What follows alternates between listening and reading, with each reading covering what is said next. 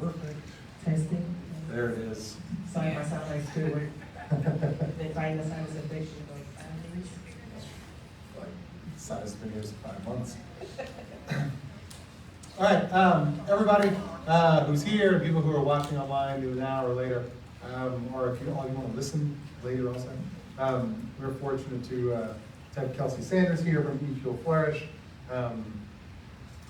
Whenever I first thought about that we were going to talk, I was like, oh, I got to remember to wear my hat.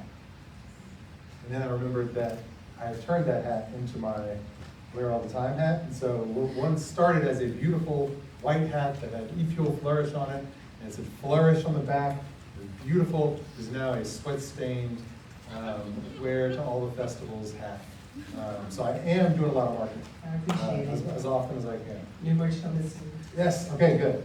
It's a beautiful hat. All right, so thank you for being here. I mean, one of the first entrepreneurs I think that we worked with or talked to, or just amazed by the fact that you're still doing it. I mean, so let's first of all, like, let's a round of applause for continuing. Like, this isn't like you started last year. This was like 4 years ago. Like 8 years, but it's only 4. So a little bit about just like what are you doing and how did you maybe start, and then we'll go from there.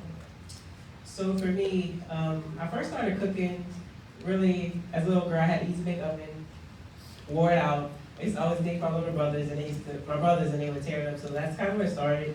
And then my dad on Sundays, like he would make red beans, and I would like the cornbread, and then that turned into like cakes. And so that's how I really got started in the kitchen. And then as I got older, I was a little bit heavy set in high school, and so I started, getting into like health and wellness and cooking like for myself. So that's really where cooking started. And then on holidays, I helped my mom. So that's, Southern girl, just in the kitchen. And then Food Network was always my life. About 12 years old, as I would get home, I would literally record Rachel Ray 30-minute meals. That was like the staple back then when I was in school. So that's really where it started. And then went to college, and I would cook for my friends. So it's just. So did you have, as we had some people earlier talking about, like, sometimes you'll have friends and family who are kind of saying, oh, you should go and do this for money. Did you have people who were telling you that, or was it like, because we were discussing how like that's not always a great thing. It's like, because then they don't ever buy anything that you do. So at the beginning, like I said, when I was younger, no, I just love to cook. But it was probably around 2013, 14-ish, I was practicing for a pageant. So one thing about me, I'm naturally shy. Well, back then I was. So being in the pageant was like my way of, if you can do this, put yourself out there, whatever. So there was a Miss Black and Gold pageant. That was my first pageant. I was like, I'm gonna get in shape, drop this weight. So that's when I started meal prepping. And so like that just became a thing for me. And then people would say, hey, do you sell your meals? And I was like, absolutely not. You're not about to stress me about meals, paying, and like absolutely not interested. And so the people would always say, hey, if you ever give it a shot, let me know. And so as those questions became more frequent, that's when I thought into it. And then said 2019, I was like, okay, well, maybe I'll do like I'll figure out a name, figure out a mission. And I think I did a vision board 2019. We had a vision board party, and I came up with Fuel Fleurish. But like for the artist, I was like, what name can I like put together? Like I was literally going through stuff, and I kept asking people. It's like, no, that's not it. No, that's not it. And I was like, you know what? Let me stop asking people, because like this is something that I know the meaning behind it. So like, that's it's going to be a part. It's there every morning you wake up, and it's there every night you go to bed. Like that name, as a customer, I interact with your name every now and then. right. You have to be with it constantly. Right, and that's how I came up with Fuel Fleurish. And then I came up with like the mission statement, and then I went on like, I don't even know, like, I think maybe like, it wasn't Canva at the time, but maybe like Google Docs, and like I came up with like a random like logo or whatever, and I was like, oh, Fuel Fleurish, I put it on the vision board. 2019, I was like, okay, well, 2020, I'm gonna start. 2020 came, did not start. I went to Mardi Gras, Zulu Balls, all the things, and like just never started. And then he said, the world shut down 2 weeks later, and then I was like, okay, well, I got your time. Now it's time to work on this real estate project I was going to start. That's how. Sort of led you Came to about, that. yeah. Now, you were working before you decided, so you're someone who decided, I'm gonna go all in, you know? Yeah, so my undergrad degree is I have a bachelor's exercise science, so I thought, I want to be a physical therapist. Did my internship here, and I was like, I don't want to do this. So I graduated, so I always had a health and wellness background. I played sports all my life, so fitness is just something that's in me. So I graduated, I didn't have a job. I still have a part-time job at TJ Maxx, so I was literally working like 20 hours a week, still like $8 an hour, just like, I need a real big girl job. So I started working at Sprint in Lake Charles. So I was literally commuting every day, 40 hours a week to Lake Charles. It's like 4 hours a day. Did that for about 2 years, and then I transferred back to Lafayette. And then when I graduated in 2015, I gave myself 2 years max to sit out because I had a McNair scholarship. So I had a scholarship through my grad school. So I was like, you have 2 years max to figure it out. So I really didn't figure anything else. I was like, okay, well, I wanted to do the dietetics program, but it got cut for me though. So I was like, okay, what's next? So I was like, okay, well, there be a program. So did that, started school in 2018. And I had been applying for other jobs, so I did not like the environment that I was in at Sprint. But like I said, I was applying for jobs that I was overqualified for. Yeah. And I wouldn't even get back a thanks for applying email. That's how bad it got. So I was like, well, maybe I'm just supposed to be here. So I quit looking for jobs. I was like, I'll just keep my head down, go to work, go to school. And so that's what I was doing when the business idea came about. Yeah, but you mentioned it briefly, like you're in a space that you didn't like going to. And so, I don't know, not that is there something that sort of decided for you almost? Because we talked about some of the people being pushed or pulled into entrepreneurship, and it was a bit of like you were getting pushed into it. Yeah, so for me, I'm more so of a doer than a talker, so I like my work to show for me. So no matter what job setting I was in, I was always the outperformer. You know, I always have accolades. But when it came time to, hey, maybe she should be put, in the bucket to become, a raise or, next position, management, they always look over me. That's always been, what I've experienced in the workforce. But then also I was under bad management. So it's like, I'm a good employee, but I have managers who don't know how to develop their employees, so I had to deal with all of that. And most of the managers that I worked for were fired, like, I was at Sprint. So that goes to show, hey, you're under bad management, but hey, I guess you can't do any better, but whatever. Yeah. So, but like I said, I was under bad management, and it got to a point it's like, okay, well, if I can't be cultivated and motivated and put to the next level with my management, how am I going to continue to work in the workforce like that? So that's what kind of started to, trigger my mind, okay, well, maybe I can do something else, and have that vision to, make things happen that I, know I'm capable of doing. So that's kind of where the entrepreneurship thing kind of started to weigh in on me. Yeah. And so you decide that you're going to do this meal prep, catering.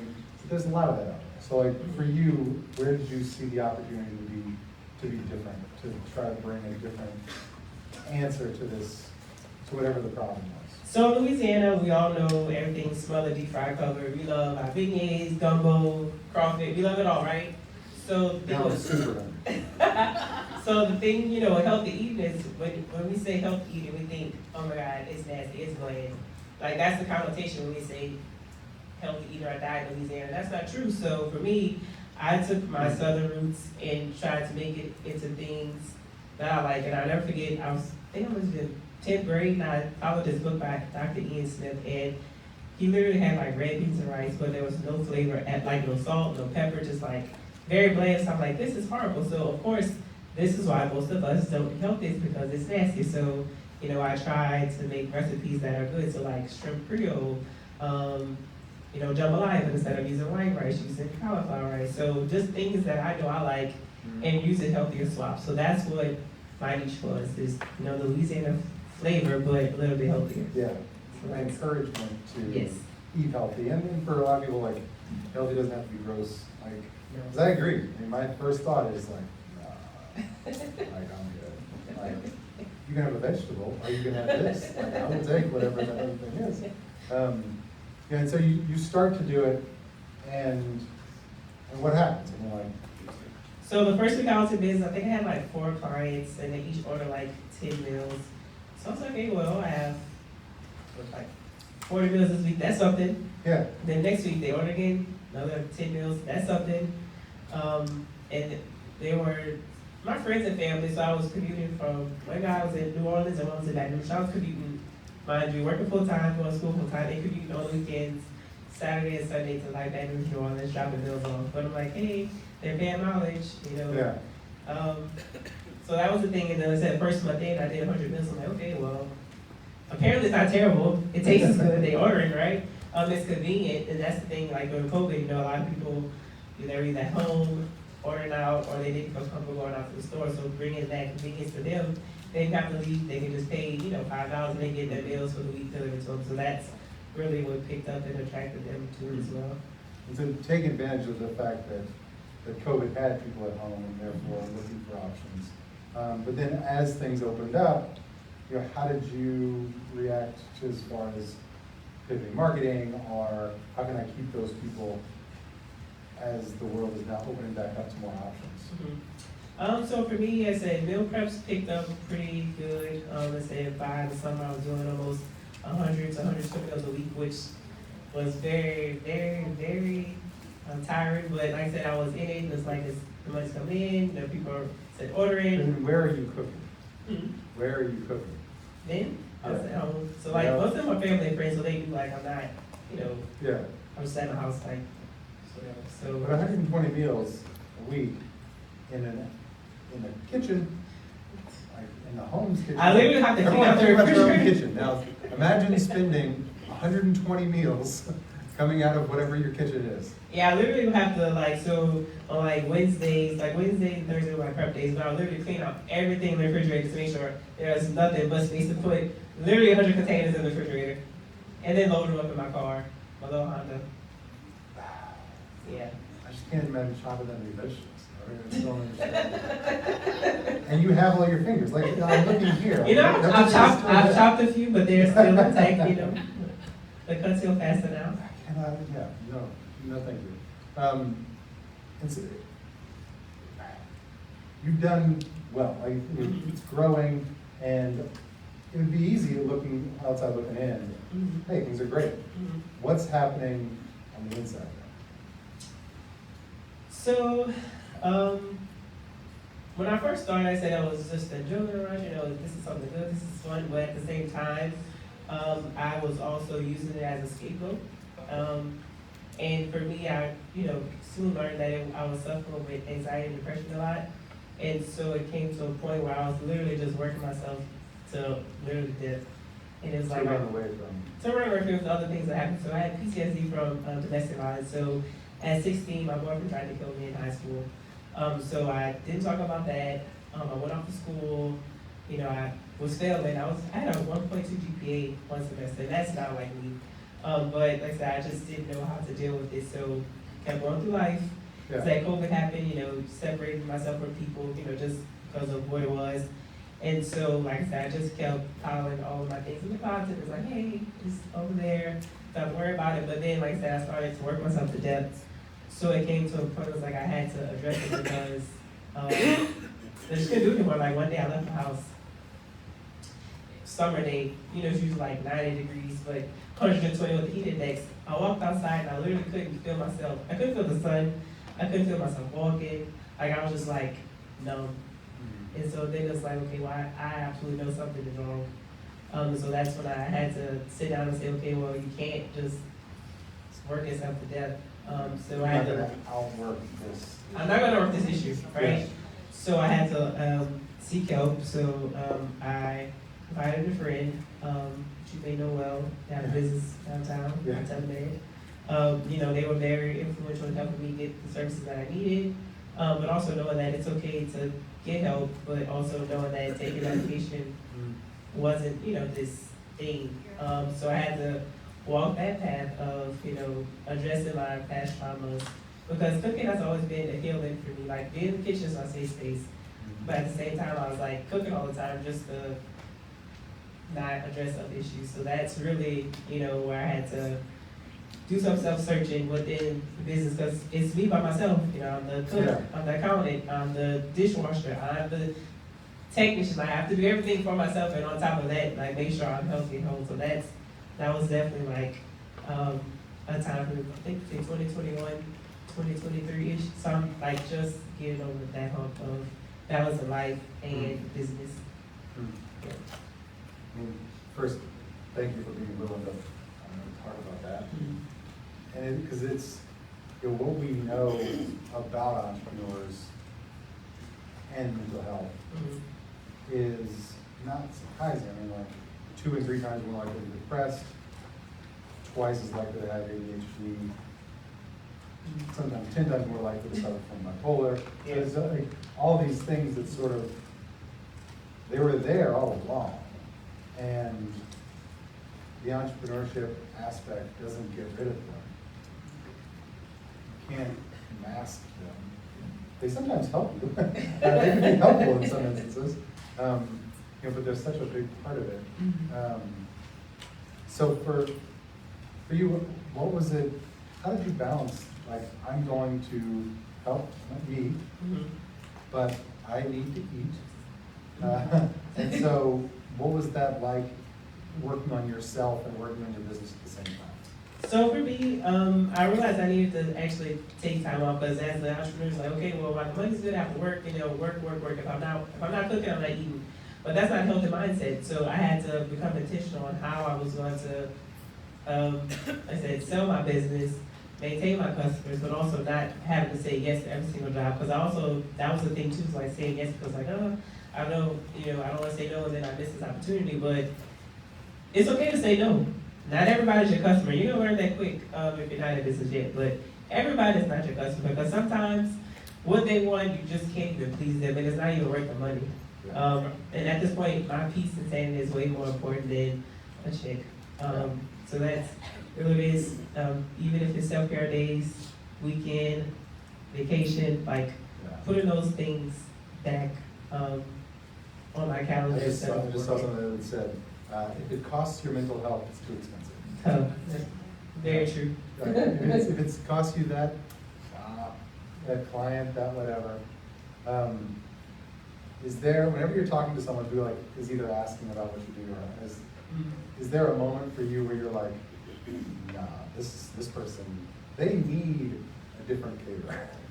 Like, do you have sort of a mental list, or as you're discussing that, hey, this is someone that I'm about to tell, I'm booked for that day, no matter what the day is at this point, because that's not worth it. Yeah, I do have some friends that are in the food industry that I'm fortunate to have. We are very close, and so like I said, for me, I'm not picky, but I know what I like. So if I like buy food from you, I'm used to getting the same thing because I know what I like and I don't switch it up. So from those people, I know like, hey, okay, well, you can go to them, to this person, that person, but also it comes with building a community. That's what I always tell people. You have to build your community, because I can't feed everybody like it. I can't. I would love to, but I can't. So having people that I know are going to provide the same quality as me, service, and are going to be professional, those are the people that I'm going to, lean on, keeping my circle, and say, hey, I'm not available this day, but you can call X, Y, and Z, and they'll take care of you. So that's definitely something I always try to do when I meet, people that are in the cooking world. And so in talking about the community, having watched you become a bigger part of the community also, how has decided to be an entrepreneur, decided to be, open up your own space, you can be an entrepreneur and still work for a company, but you taking that step and also impacted how involved you are in the community? So entrepreneurship has allowed me to be more of a voice. So when I was working, it was hard for me. My first nonprofit that I joined was Faith House, which is the domestic violence shelter here in Lafayette.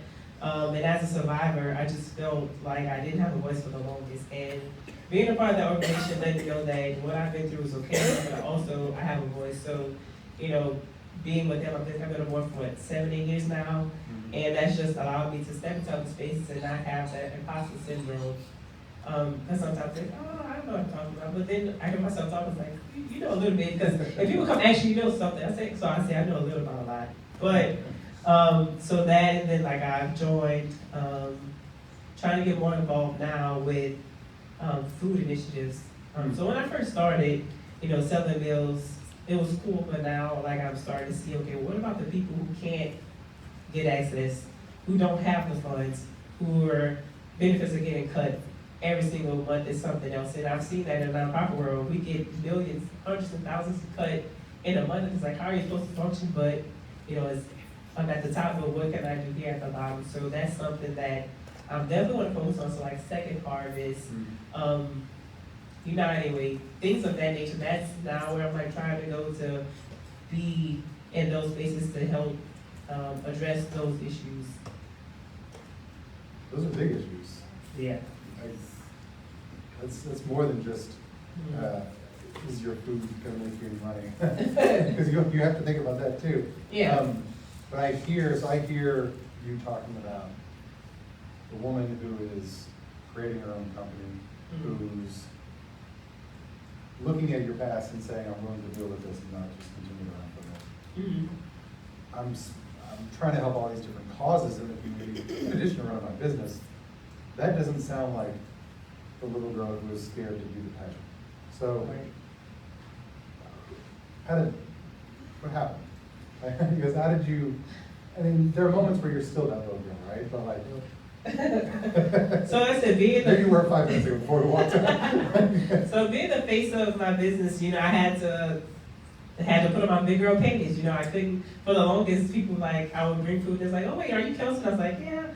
But now it's like, I can't even go to Walmart. It's like, hey, wait, I know you. You're like, who, eat Fuel? I'm like, yes, I know. I smell like spaghetti sauce, and I'm just trying to get in. I gotta get back, to get this order in, but so it made me be okay with, having small talk, meeting people, because, I'm doing something to cook for people. That's my love language. So I'm giving you the love from, like, I'm cooking with love. And so for you to enjoy that, it makes me happy. So of course, I have to have conversation and talk. So that's gave me the to come in the room, and you guys know I'm very modest, I'm not.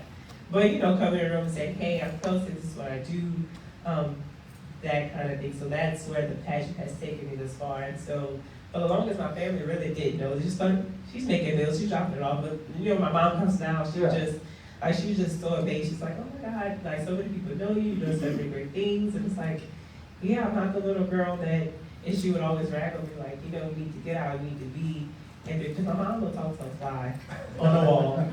She talks to anybody, and I'm not like that, but she, for the longest, she just wanted me to be that person. Like, hey, look at time. So now, when she sees me out and about amongst, my community and my family, she's just so amazed at how far that I've come.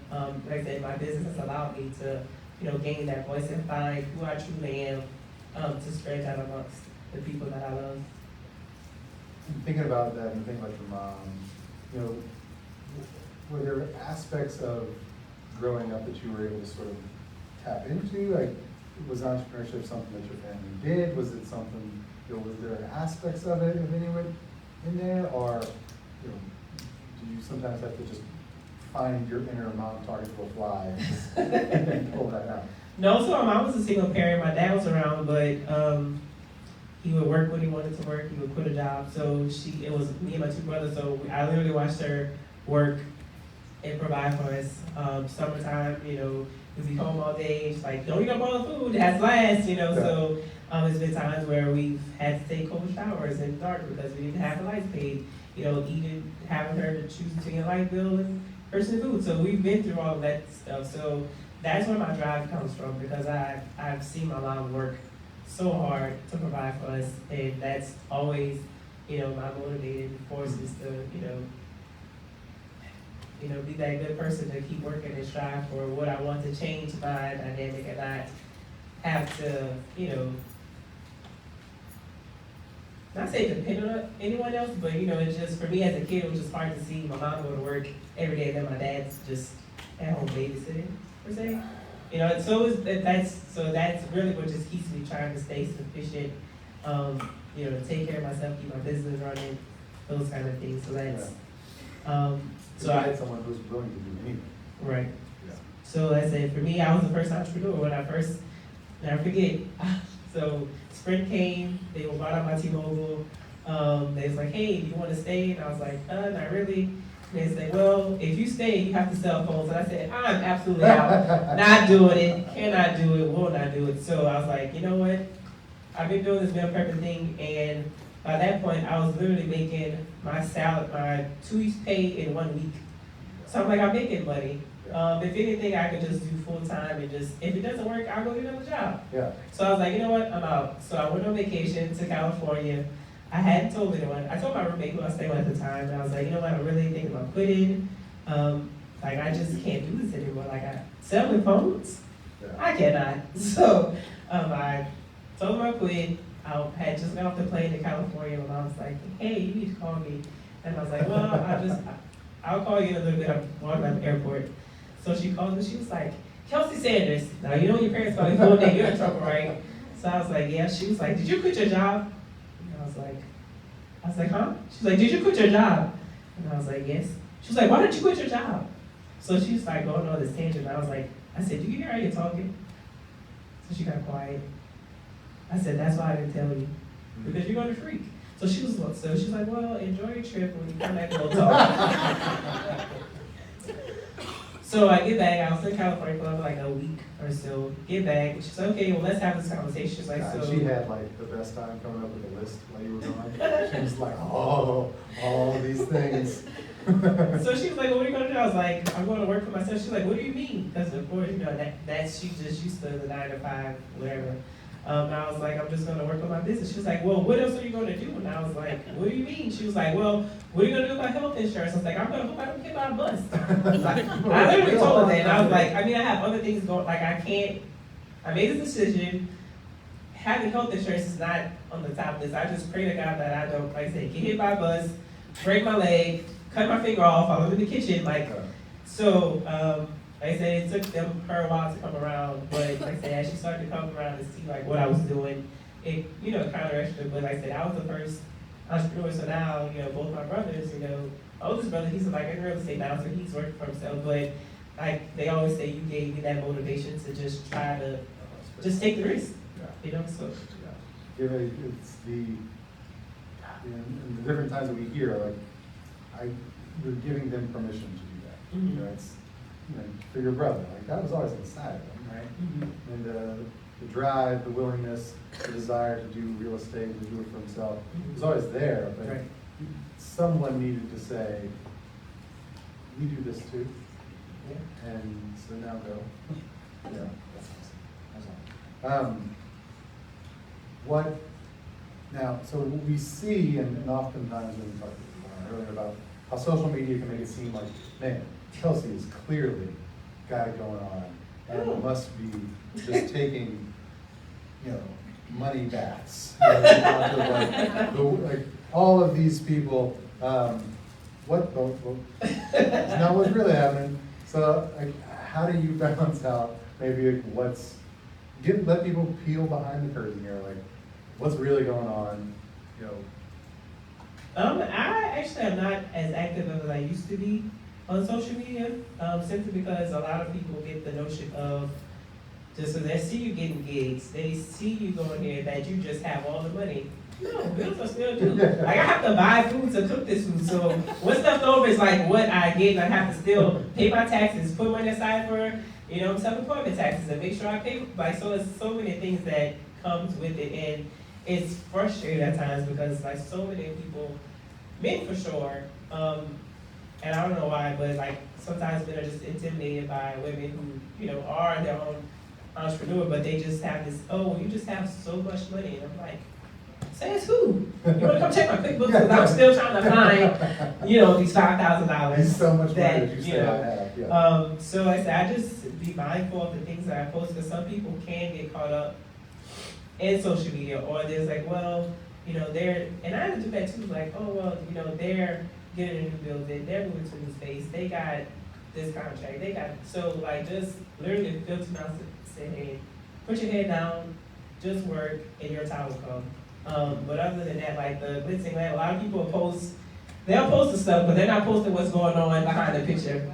And I'm not one to tell people that. Like if you ask me about entrepreneurship, the first thing I'm gonna tell you is don't quit your job until you're for sure that you have a viable business and it's making money that you can sustain yourself.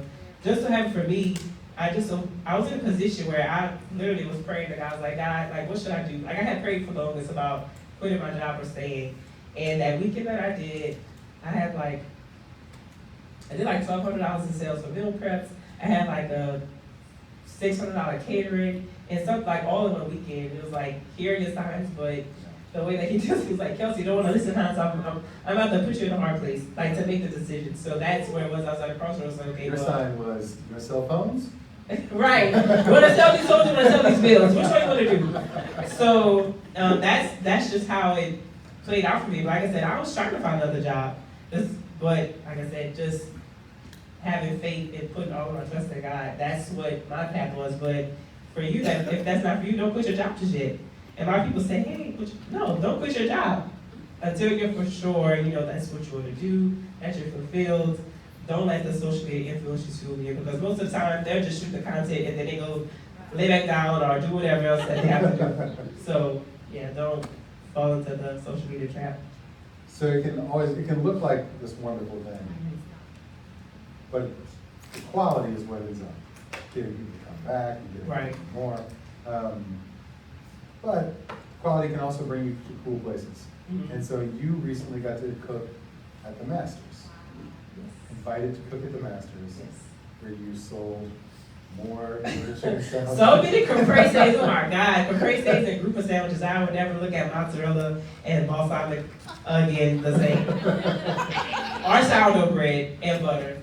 And so deciding that you were going to go and, like, what was that process like? When did you apply all these things? And again, you're applying to this very prestigious golf tournament, this very prestigious club that also has just a terrible history with inclusion in general, except for me. I get it. Right. But so what was the process like, and then getting to go do that, and like putting yourself in the position to, one, say, hey, I'm good enough to be there. This is part of it. Yeah, so someone I know from back home, she's been doing it for a couple of years, and she's like, hey, you're still working at the Masters? I was like, sure. But I never heard anything, so like time went past, and then one day I got this random email, like, hey, want to come work at the Masters? And I was like, I guess it's not spam. So I went online, I did my little application, and the correspondence is very fast. So I was like, okay, submit your 2-minute interview, done. Okay, you're accepted.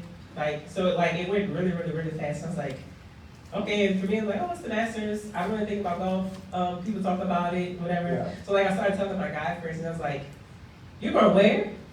You're doing what? You're not going to the Masters. They're like, do you know how much it costs to go? I was like, no, I know Tiger Woods, but I really think else. I was like that's major. So then, getting there. Well, here, I took care of business, but then it was also a paid gig, so it wasn't like I just had to not have any money coming in. So that made it a lot easier. And so when I got there, I was like nervous. I was like, that's always been a big thing too. I felt like I wasn't qualified enough because I didn't go to culinary school, but I had to learn that God qualified me. So I don't need a certificate to say that I'm good, So most of the people who are there are culinary students, so they're learning, and that's how most of them get into going to the Masters. And so when I get there, I was like, I don't have any knives to the email. I was like, hey, if you have knives, bring your knives. And I did, but I was like, I don't know. So, these culinary, some of them work for Michelin stars, some of them are culinary students, and here I am, like, I'm just the home chef, So you're about to walk in. So that's like you get there. At the crack of dawn. 4 or 5 a.m. Before all of your nerves, all of your bundle of everything.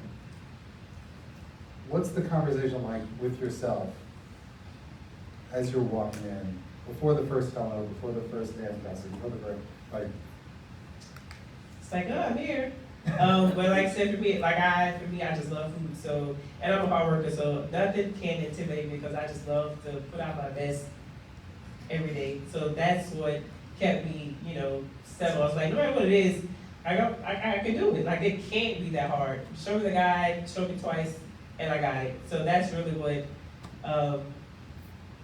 kept me, settle. And then when I get in, I worked in a clubhouse, so that's like literally what you see if you go to Augusta's, the Masters website. So I was like in the thing you always see, like the clubhouse. The thing you see, that's So I walk in, and it's literally 4 different restaurants. And so for me, working at my house to see, like, there's literally two dish pits. So there's people washing dishes. I want to wash dishes. And there's like 4 different restaurants, but all that's in one space. And like just see the organization, the cleanliness, the pots, the pans. So it's like coming there in heaven, and then there's literally like 100 of us in this little space, but we're all in our silos making it work. Yeah. And like I said, I just came in as Kelsey, my Louisiana flair. They liked it, and I rolled with it. You just started making caprese salads, and Yeah. you still have nightmares about it. And one day we were serving like the clubhouse, we were doing like 800 patrons a day. So like literally, I think the second day, they was like, oh, it's Monday, it's gonna be light, blah, blah, blah. I made 150 caprese sandwiches. What do you mean light? And I was on the grill, so I like prepped. I did grilled sandwiches and caprese sandwiches. So I was literally just making sandwiches all the time. So 150 sandwiches, 100 sandwiches a day is what like I was knocking them out, cranking them out. Yeah. Yeah. This afternoon, everyone go home, make one sandwich. And then think about doing that 150 times. And just like an easy sandwich too, like turkey and cheese, nothing crazy. Then imagine. And yeah, so we were waking up, we were usually there for 6 a.m., dark, leaving at 7, almost dark. But we would get in, prep, cook, clean up, prep again, come in again, and prep again. So it's like being in that space, it got me back into my routine. Okay, well, that's why I can get so much done now, because I'm used to prepping, working, prepping. But it was a lot of work. Oh yeah. A lot of work. So he was like, did you see anybody famous? Yeah. Caprese sandwiches. So I saw. No, I didn't see Tiger. No. First of all, that's your first response. No, I did not see Tiger Woods. He did not want a caprese sandwich, and so that's why I did not see Tiger Woods. Wasn't a server, guys. In the kitchen. Did you come back and look at your own kitchen differently, or you were like, Yeah, man. The dishwashers was enough. Like I can literally just dirty up all the stuff and send it to the pit, put it in the wash. I was having enough. I hate washing dishes, but to not have to wash dishes, that was like, yeah, I need to get in those space just to hire. First person I hired is a dishwasher. That's gonna take an hour and a half off my time. Yeah, first of all. My day already. It's gonna save your skin. That's the days of full sets are no longer in existence. I don't know what that is anymore. It's the nails and hair salons. Two things that I don't frequent for reasons that are quite obvious. Okay, so you've done all this stuff, like you're involved in the community. How do you continue to? Because you also have some stuff that you have to. Things don't always turn out well. Like a meal or the job goes good, but not as good as you want, or you don't get the next thing, or you put in for a job that you don't get, or you think you're getting a space, because I know you've been trying to find a space multiple times where you think you get it, and you're about to sign the lease, and then all of a sudden something falls through. What, for you, what's the motivation to continue to like, hey, but I still gotta make this meal tomorrow? So for me, like I said, when I first started, it's like providing healthier options. But then it became more than that. Like I said, God gave me the vision to be a resource to help address hunger. And like I said, it's every day it's daunting. It's like me, but it's like I have so many things that I know that I'm capable of doing. So that keeps me going. It's like, yes, there are people, my customers that I am thankful for that can buy, but what about those who are in a place that they don't have access? Not that they can't buy, they just simply don't have access. So like I They say, could pay if they could just get it. right. So that's really where I am now. It's like, okay, well, keep working the business, but I need to, keep doing research, which I've shared with you guys some of those things, but getting into those other spaces where they just simply are just being ignored. The north side of town is just being ignored. So what if I could just put this prototype here, test it out. If it works, cool. Add another one.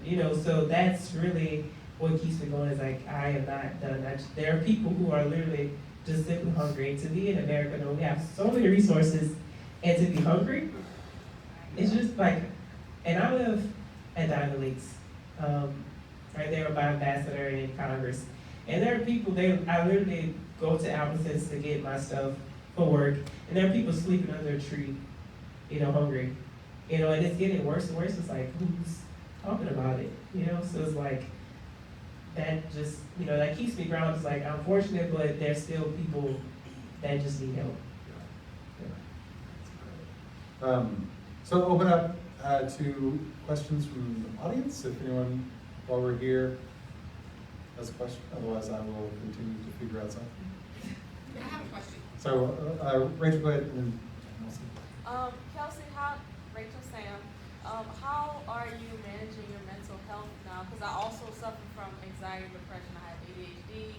And so I just wonder, how do you take that time every day within your 24 hours to make sure that something for you is being cared for? Mm-hmm. So for sure, I've definitely got back into working out. And Coach Alina definitely texts me Monday. We work out Monday, Wednesday, Friday. I haven't been going, but if I don't make it at 5 a.m., then I try to do something. So walking, running. So that's really what my self-care is, working out. Like I said, for me, I must eat. Food is my thing. I'm going to spend, if I have $10, I'm going to spend $5 and go somewhere to eat, get a coffee, something. So that's just, being mindful about it, not just splurging. But if I have time, okay, well, I did this work, maybe clock out, I'll just go to Starbucks and get a tea. So just something small. It doesn't have to be an extravagant trip, but, like to read, clock out, say, okay, I'll spend this next 30 minutes reading, journaling, those kind of things. It's really helped. protecting that time becomes important. Cindy?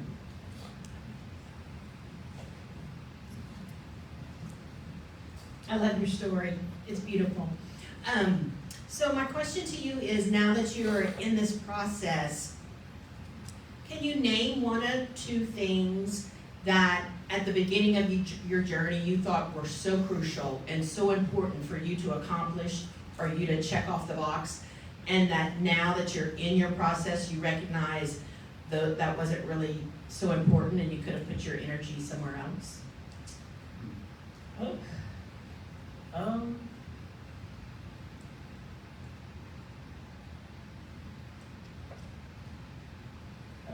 I can say for me, I was very intentional about how I marketed my business.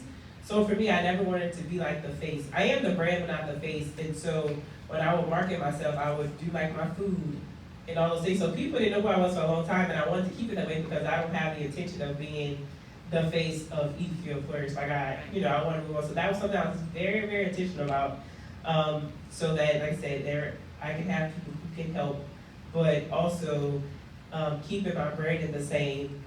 It's different, it's unique, but I stick to my branding. I don't go away from it.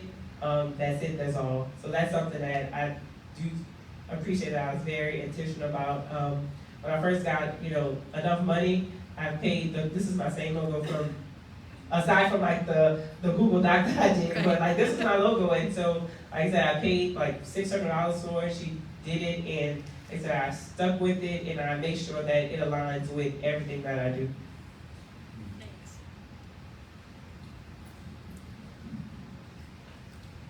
I'm actually loud. I could probably ask the question without the Thanks, Gail. So my question to you is, I'm looking to one day open a sandwich shop. It's definitely in the further future, not near future for me. But my question to you is, are you still cooking out of your home, and how are you getting around the cottage food law? So if it's something big, then I'll rent a space, go out and rent a space. Like I said, something like smaller for like my family and friends, like they know, like I'll do it. But other than that, like I'll try to rent a space and do it there. Is what I do to get around it. Is it anything specifically different because it's more catering and not necessarily restaurant, or no? that you can get behind. I don't have the exact answer, but we can Okay. talk about it. I'm just curious. I said, I don't tell you the wrong thing, but we can talk about it. Thank you. Yeah. So you really, really good answer. Any other questions? Oh. I was just wondering, what are some ideas you have for the future, for your growth, for community engagement and helping people that are hungry on the streets? A lot. So for me, it's a lot. Like sourcing? So I've been trying to think of a more, we know convenience is a thing, so we love convenience. And so the idea of getting into more places where people are, so not so much more me trying to find the customers, but going where customers are to provide healthy, convenient options like grab-and-go style. So that's something I've been looking into. And I found the product, so now it's really going into trying to market test to see if it's viable, which I do believe it is, but like I said, it's just the manpower, the location, those kind of things. And then also I've been working on various ventures or like fellowship programs kind of things just to get funding for the prototype that I had in mind to build.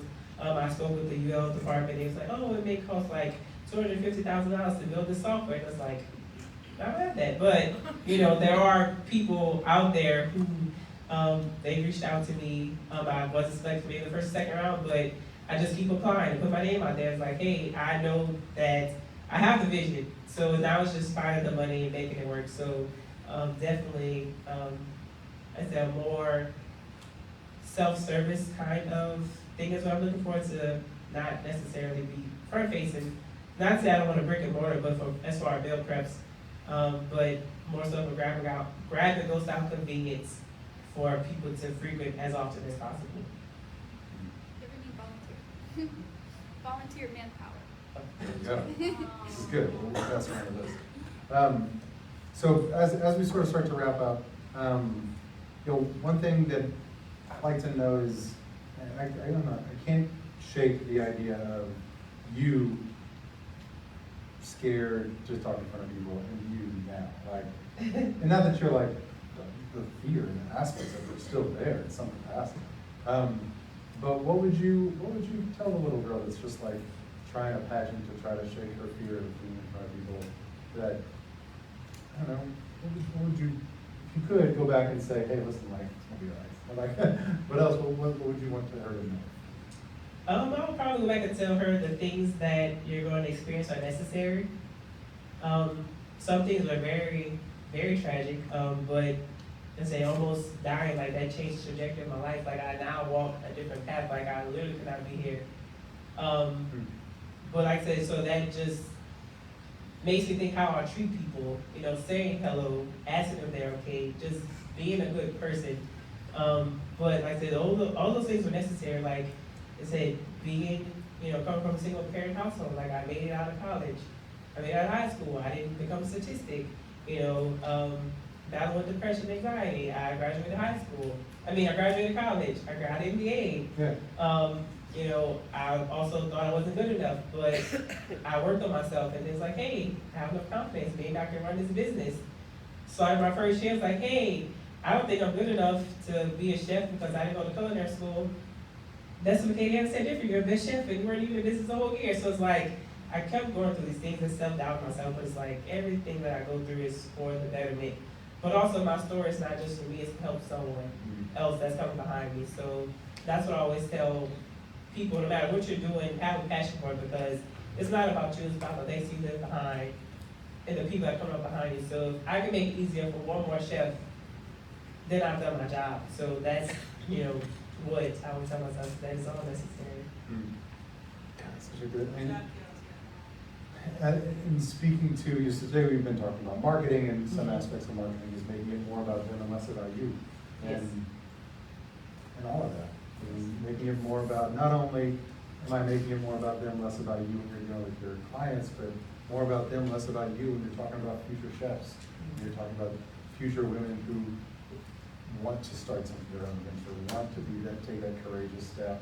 Maybe look at their life and say, these things have happened to me. How can I be brave enough to do this? Because I've got this, you know, evidence that says you're not, Right. you know, that you're just, yeah. That's incredible.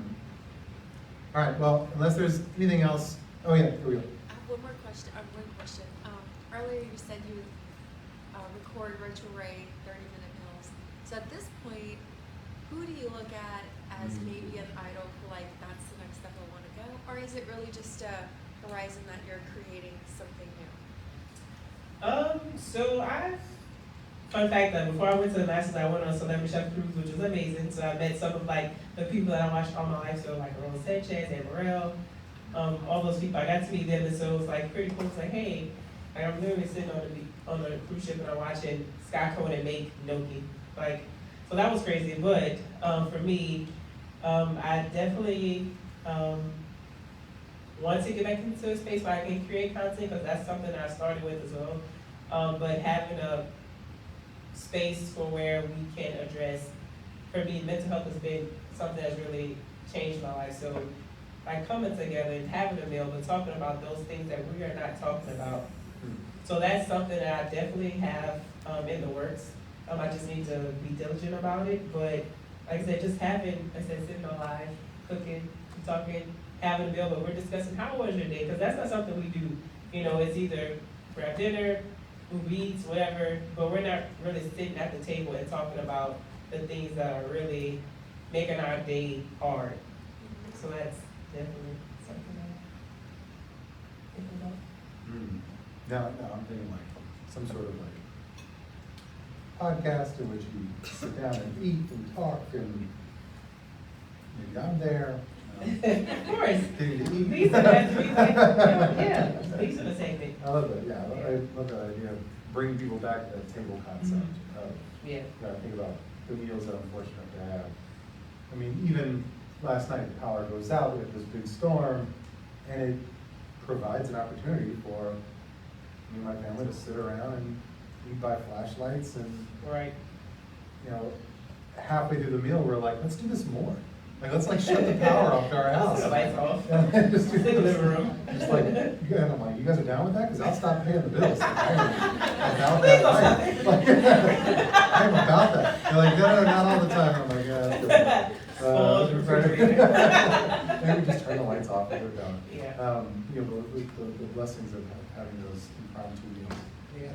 that are really good. But, Kelsey, thank you so much for spending time talking to us and sharing your story and your passion and your drive and some advice and all those things. It's such an honor to watch you continue to fight. You know, fight for your job, fight for your life, fight for your mental sanity, fight for other people's success too, and that's really special. So, Thank you. all right, we will dive into some operations in a little bit, and